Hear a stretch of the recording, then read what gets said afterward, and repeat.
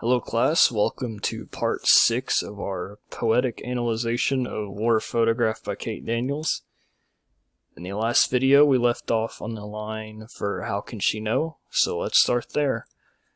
For how can she know, her feet beating a path.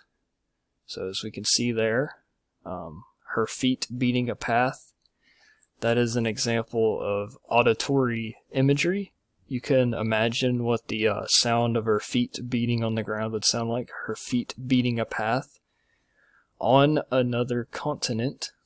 Of course, if we take by the context of this photograph being based on, this poem being based on the photograph by Nick Ut, we can say that the other continent is Asia, which is far away. And it's important to recognize kind of the repetition here, the distance. She is reiterating the distance the child is from us, and that it helps to recognize that, especially with coming up with the theme of the poem.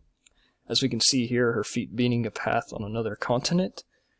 You can also see that being fought in the other world right here. It's reiterating the distance, the other world, another continent. We are distanced from this child in her suffering. And now we move on to the last 4 lines. These last 4 lines are very significant for figuring out the theme of the poem. You can also say the mood too. There are many different ways you can interpret these last 4 lines. It all depends on the person, and they heavily contribute to the theme. So there are definitely many themes that are going on in this poem, depending on how you interpret these last 4 lines. So let's dive into the last 4 lines. How can she know what we really are? Notice how it says what we really are and not who we really are. It is, this is a metaphor to, something that is not a person, okay? It doesn't say who we really are. It could be a thing, an animal. I would like to think that what we really are is, it is hitting on our human nature, our powerlessness and weakness, our lack of power to help this girl who is struggling. That's what I would like to think of it as. You could think of it as there's different interpretations. You can think of it as maybe we're heartless, we're soulless, so maybe like you could think of a predatory animal. Something along those lines. Heartless and soulless, as in the fact, and this depends on perspective, and the fact that we just view this photograph and we kind of just move on with our lives, and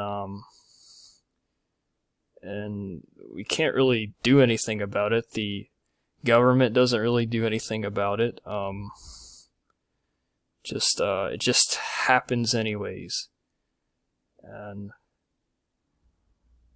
And just associates with, like, I guess maybe the majority of humans on Earth don't really do much to help this girl, and you could associate that with something bad, like a predatory animal, like just heartless, soulless.